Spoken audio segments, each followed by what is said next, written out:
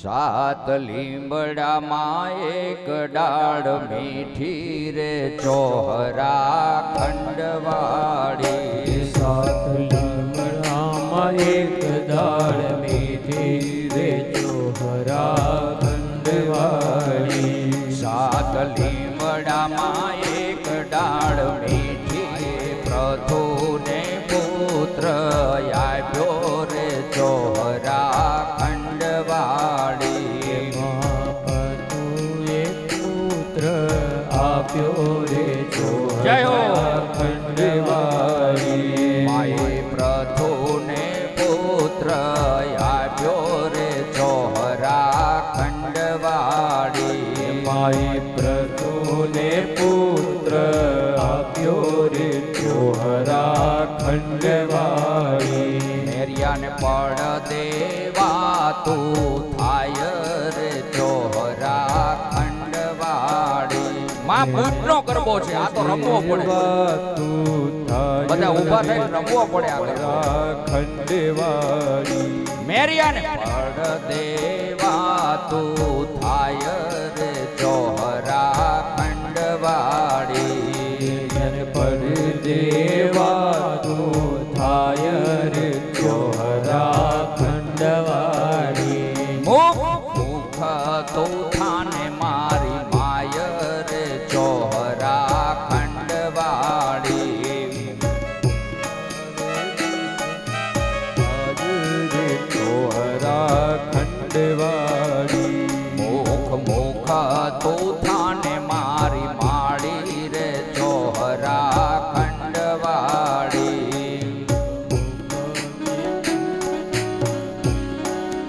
ચોહરા ખંડવાળી.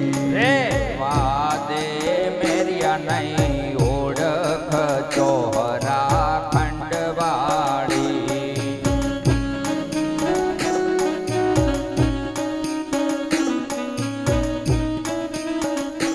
મેરિયા તું રહેવા દે, તું મને નહીં ઓળખી શક. માતાજી બહુ મનાવે છે મેરિયાને. રેવા દે મેરિયા નહીં ઓળખ ચોહરા ખંડવાળી. દેવા દે મેરિયા ઓળખ ચોહરા ખંડવાળી. મેરિયાએ બહુ જીદ કરી.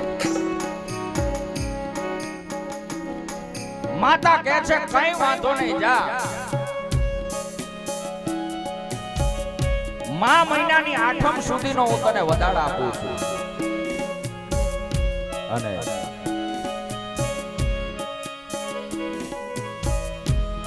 આ બાજુ 8મ આવવાની તૈયારી અને 8મ ના દી નિવેદ થાય.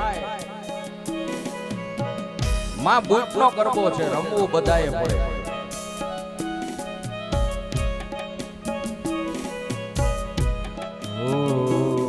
અને 8મ બીજા દિવસે થાય. આગલા દિવસે એ બધું હટાણું કરવા મેરિયાને જવાનું થાય. મેરિયો હળવદ હટાણે હાલ્યો રે ચોહરા ખંડવાળી. મેરિયો હળવદ હટાણે હાલ્યો રે ચોહરા ખંડવાળી. મેરિયો હળવદ હટાણે હાલ્યો રે ચોહરા ખંડવાળી. મેરિયો હળવદ હટાણે હાલ્યો રે ચોહરા ખંડવાળી. મેરિયો ગાડું લઈ અને હળવદ હટાણું કરવા જાય. માતાજીને થયું આજ આની પરીક્ષા કરું. અને માતાજી માર્ગ વચ્ચે રૂપ બદલીને ઊભા છે. કેવું રૂપ લીધું? 60 વર્ષના ડોસી થયા રે ચોહરા ખંડવાળી. 60 વર્ષના ડોસી થયા રે ચોહરા ખંડવાળી. 60 વર્ષના ડોસી થયા રે ચોહરા ખંડવાળી. 60 વર્ષ વર્ષના ડોસી થયા રે ચોહરા ખંડવાળી 60 વર્ષના ડોશી થયા, અંગે 5 ને પરુ હાલ્યા જાય છે, ચામડી બધી ક્ષીણ થઈ ગઈ છે, 5 પરુ હાલ્યા જાય છે, અને માર્ગ વચ્ચે મેરિયો ગાડું લઈને જાય છે ને ઊભા છે. અને માતાજી કહે છે કે હે મેરિયા, તારું ગાડું ઊભું રાખ. મેરિયાનું ધ્યાન જાય છે કે આ તો કોક ડોશી છે, 5 પરુ હાલ્યા જાય છે. ક્યાં જાય છે તારી વેલું? મેરિયો કહે છે, માં એ માડી, હું હળવદ ગાડું લઈને હટાણું કરવા જાઉં છું, મને લેતો જાને. મેરિયો ના પાડે છે. તમારા શરીરમાંથી 5 ને પરુ હાલ્યા જાય છે, મારું ગાડું બગડે, હું નહીં બેસાડું. અને ગાડું હંકારી દીધું હળવદ તરફ. હળવદ પહોંચ્યો, બધાઉ હટાણું કર્યું, અને હટાણું કરીને પાછો વળે છે. પાછું રૂપ બદલું માએ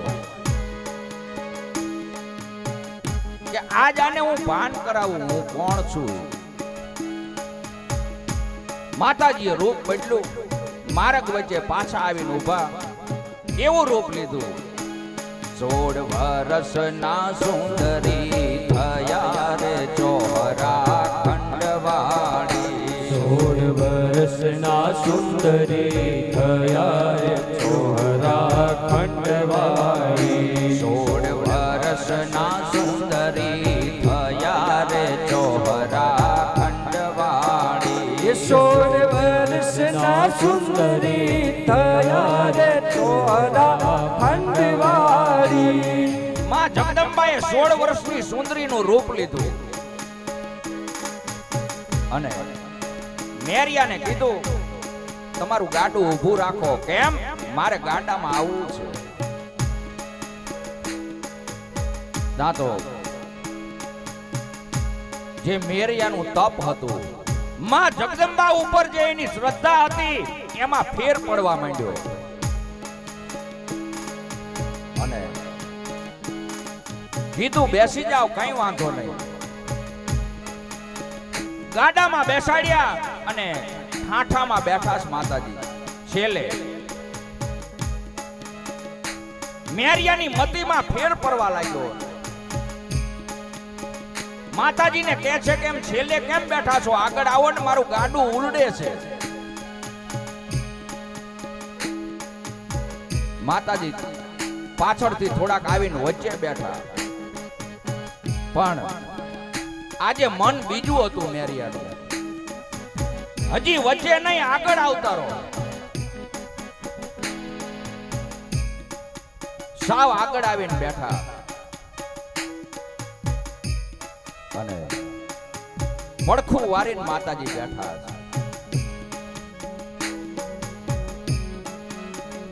ત્યાં તો મેરિયાનું મન બીજું થાય રે ચોહરા ખંડવાળી. ત્યાં મેરિયાનું મન બીજું થાય રે ચોહરા ખંડવાળી. ત્યાં મેરિયાનું મન બીજું થાય રે ચોહરા ખંડવાળી. ત્યાં મેરિયાનું મન બીજું થાય રે ચોહરા ખંડવાળી. મેરિયાનું મન બગડ્યું અને પછી માતાજીને ખ્યાલ આવી ગયો કે હવે આ મારો મેરિયો નથી રહ્યો. વિકરાળ સ્વરૂપ લીધું માએ. હાથમાં ત્રિશૂળ અને તામસી રૂપ જોયું અને પ્રગટ થયામાં, હે મેરિયા, હું તારી બૂટ છું, બૂટ. હું તને ના પાડતી હતી, તું રહેવા દે, તું મને નહીં ઓળખ. પણ તું માન્યો નહીં અને માતાજીએ ત્રિશૂળનો પ્રહાર કર્યો અને મેરિયાનો પ્રાણ હર્યો છે. હા. મેરિયાને ગાડામાંથી પાડી દીધો. મેરિયાને કીધું, મેં તને ના પાડી હતી મેરિયા, તું રહેવા દે, પણ તું મારો ભક્ત છો, તું મારો ભૂવો છો.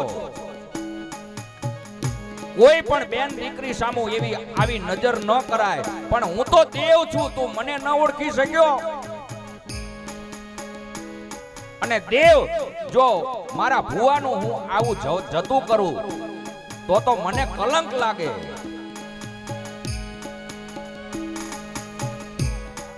મેરિયા, પણ તે મારી ભક્તિ કરી છે ને, તું માગ, આજે તું જે માગે એ આપું.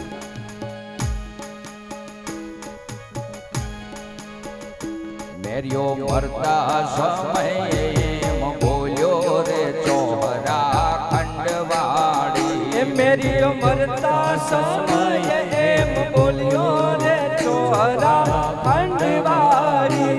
મેરિયો મરતા સમયે એમ બોલ્યો રે ચોરા ખંડવાડી.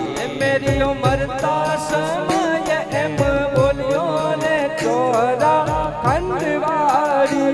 તારી પાસે મારો હોય વાસ રે ચોરા ખંડવાડી. તારી પાસે હોય રે મારો વાસ રે ચોરા ખંડવાડી. તારી પાસે તે હોય મારો વાસ રે ચોરા ખંડવાડી. તારી પાસે હોય રે મારો વાસ રે ચોરા ખંડવાડી. મેરિયો મરતા મરતા એટલું બોલ્યો કે હે માં, મારી ભૂલ થઈ ગઈ માં.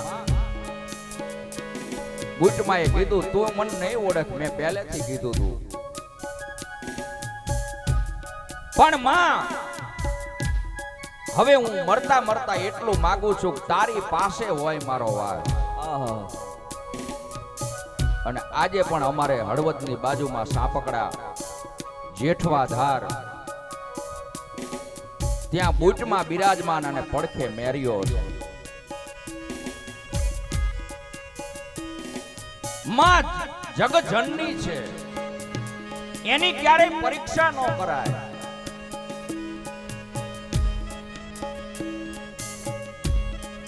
અને